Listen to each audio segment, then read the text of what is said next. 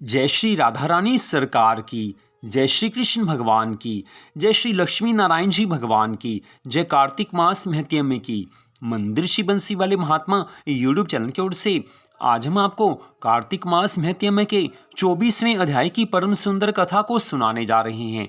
इस कथा को सुनने से पहले श्रीमद् भागवत महापुराण की कथा का एक प्रसंग आप सुनिए। छोटा सा प्रसंग है, इससे कथा की महिमा का पता चलता है। श्री सुखदेव जी महाराज राजा परीक्षित से श्रीमद् भागवत महापुराण की कथा का वर्णन करते हुए कहने लगे हैं। दूसरे स्कंद की ये कथा है। श्री सुखदेव जी महाराज कहने लगे हैं कि हे राजा परीक्षित, तुमने भरत खंड में जन्म लिया है। जो मनुष्य इस भरत खंड में रहकर पर ब्रह्म परमात्मा का भजन तथा स्मरण करके वैकुंठ का सुख प्राप्त कर लेते हैं, उन्हीं का संसार में जन्म लेना सफल है। हे राजन, भगवान का भजन तथा स्मरण करके जिसने अपना जीवन प्रभु प्रेम में बिताया है, उसी का जन्म सफल है। हे राजा परीक्षित, जो मनुष्य अपना उद्धार करना चाहे, उसके लिए सर्वोत्तम उपाय यही है कि वह भगवान की कथाओं को सुने और भगवान को सदा याद रखे। इससे अधिक उत्तम मार्ग और कोई भी नहीं है। कथा सुनने से जीवन सुधरता है। जिसने भगवान की कथा सुन ली, उसका मन स्वच्छ हो जाता है और स्वच्छ मन में भगवान की भक्ति का अंकुर प्रकट होता है। धीरे धीरे वो भक्ति बढ़ने लगती है और एक समय ऐसा आता है कि भक्ति उस मनुष्य के मन में अपना सदा के लिए स्थान बना लेती है। तो कथा से ही जीवन सुधरेगा, कथा से ही भगवान से मिलने का रास्ता निकलता है। जिसका मन भगवान की कथा में लगा है, उसे सभी सुख मिलते हैं। हे राजन, जो लोग संसारिक सुख की इच्छा करते हैं, विषयों की इच्छा करते हैं, उनको कभी कोई सुख नहीं मिलता है। जो लोग अपने जीवन को रात में स्त्री भोग और दिन में धनोपार्जन करने में बिता देते हैं और जिनको संसारिक कामों से कभी भी अवकाश नहीं मिलता, उन्हें चाहिए कि वे किसी भी समय थोड़ा सा समय निकालकर भगवान की भक्ति करें, भगवान की कथा सुनें। ऐसा करने से भी वो इस कलयुग में भवसागर से पार हो सकते हैं। तो श्री सुखदेव जी महाराज जी ने बड़ा स्पष्ट तरीके से बताया है कि केवल थोड़ा सा समय भी अगर जो कोई भगवान की कथा सुनता है, उसका उद्धार भी हो जाता है। तो कार्तिक मास महत्य के 24वें अध्याय की कथा इस प्रकार है। राजा पृथु देवऋषि नारद जी से कहने लगे हैं कि हे देवऋषि जी, कृष्णावेणी के तट से भगवान शिव और भगवान विष्णु के गणों ने वैश्य के शरीर से कलहा निकाली।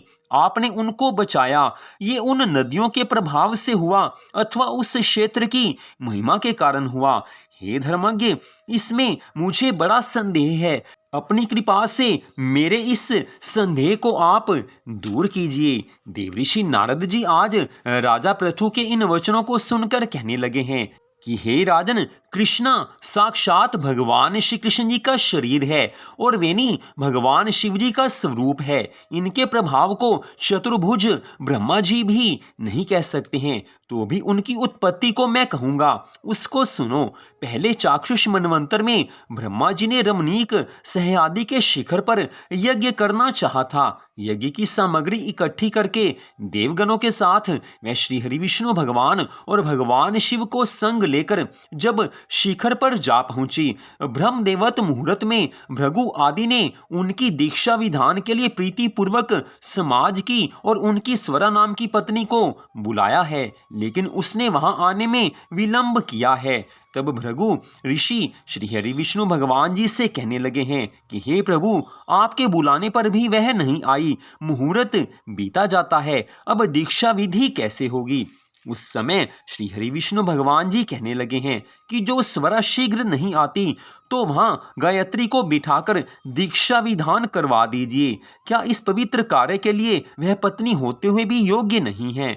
देवऋषि नारद जी आगे की कथा का वर्णन करते हुए कहने लगे हैं कि रुद्र भगवान ने श्री हरि विष्णु भगवान जी के इस वचन को मान लिया और गायत्री को ब्रह्मा जी के दक्षिण भाग में बैठाकर दीक्षा विधि प्रारंभ की है। जितनी देर में मुनीश्वरों ने दीक्षा विधि पूरी की, इतने समय में यज्ञ स्थल पर स्वरा आ गई है और गायत्री को ब्रह्मा के संग दीक्षा की हुई देखकर सोतपने के ईर्ष्या भाव से क्रोध करके कहने लगी हैं कि जहाँ अपूज्यों का पूजन होता है, जो पूज्यों का पूजन नहीं होता, वहाँ दुर्भिक्ष, मरण और भव्य ये तीन फल होते हैं। और दक्षिण भाग में जो वह मेरे आसन पर बैठी है, वह अदृश्य और गुप्त रूप वाली नदी हो जाएगी। और हे श्री हरि विष्णु भगवान जी, मेरे आसन पर मुझसे छोटी को आपने बैठाया है, तो आप भी जड़ बनकर नदी हो जाओगे। उसके ऐसे शापों को सुनकर क्रोध के मारे कांपते हुए होठों से देवताओं के रोकने पर भी गायत्री कहने लगी है कि हे स्वरा, ब्रह्मा जी तेरी भांति मेरे भी पति हैं। तूने मुझे वृथा ही शाप दिया है, इससे तू भी नदी हो जा।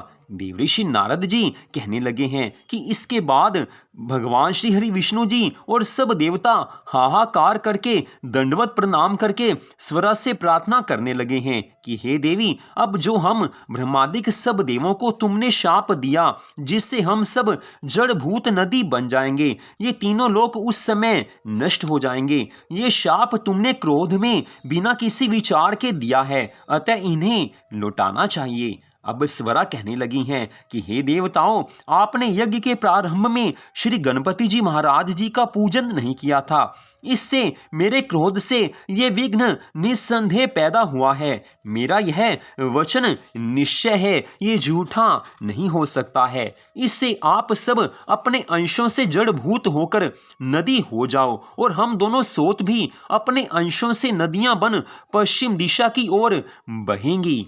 इतनी कथा सुनाकर देवऋषि नारद जी राजा पृथु से कहने लगे हैं कि हे राजन, स्वरा के ऐसे वचनों को सुनकर ब्रह्मा, विष्णु और महेश ये सब जड़भूत होकर अपने अपने अंश से नदी हुए हैं। वहीं श्री हरि विष्णु भगवान जी कृष्णा नदी, भगवान शिव वैनी नदी और ब्रह्मा जी ककुधनी नदी हुए हैं। अन्य देवता भी अपने अपने अंशों को जड़ करके सहजल की शिखरों से नदी होकर अलग अलग बहने लगे हैं। पूर्व वाहिनी नदियां देवताओं से तथा पश्चिम वाहिनी हजारों नदियां उनकी स्त्रियों के अंशों से उत्पन्न हुई हैं। गायत्री और स्वरा पश्चिम वाहिनी नदियां सावित्री नाम से प्रसिद्ध हुई। ब्रह्मा जी ने उस यज्ञ में श्री विष्णु भगवान जी और भगवान शिव इन दोनों की स्थापना की, जो कि महाबल और अतिबल नामक देवता हुए हैं। कृष्णा और वेणी की इस कथा को जो मनुष्य श्रद्धा पूर्वक सुनेगा और सुनाएगा,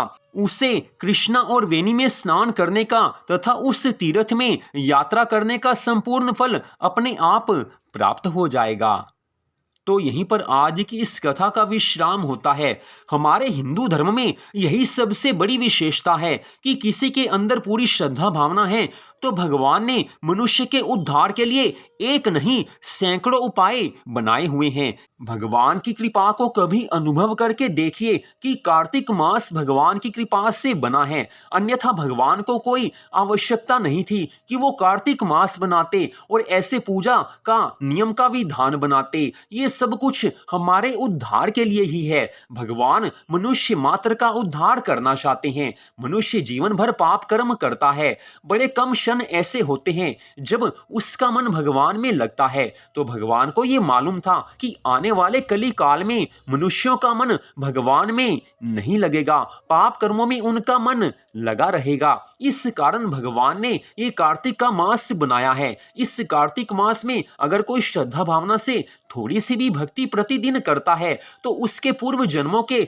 और इस जन्म के सभी पाप कर्म नष्ट हो जाते हैं। भगवान के दिल में हम सब के उद्धार के लिए कितनी लगन है, कितना प्रेम है उनके दिल में हमारे लिए। ये तो हम कलयुग के मनुष्य हैं जो भगवान से केवल धन की याचना करते हैं, सुख की इच्छा करते हैं। हमें संसारिक सुख चाहिए, लेकिन भगवान की नजर ये होती है, भगवान चाहते हैं कि वो हमें भव सागर से पार कर दें। भगवान की एक ही इच्छा है कि मेरे सभी भक्त भव सागर से पार होने चाहिए। इसी कारण तो भगवान ने मनुष्य मात्र के उद्धार के लिए इतना पवित्र कार्तिक मास बनाया है। इसके बाद हम सब का परम कर्तव्य यही बनता है कि इस कार्तिक मास में अपने उद्धार के लिए भगवान की भक्ति अवश्य करें। मनुष्य अपना उद्धार स्वयं ही कर सकता है, कोई दूसरा नहीं कर सकता है। श्रीमद् भगवद गीता में भगवान श्री कृष्ण जी ने अर्जुन को स्पष्ट बताया था कि हे अर्जुन, मनुष्य का मन ही उसका मित्र है और मनुष्य का मन ही उसका उसका शत्रु है,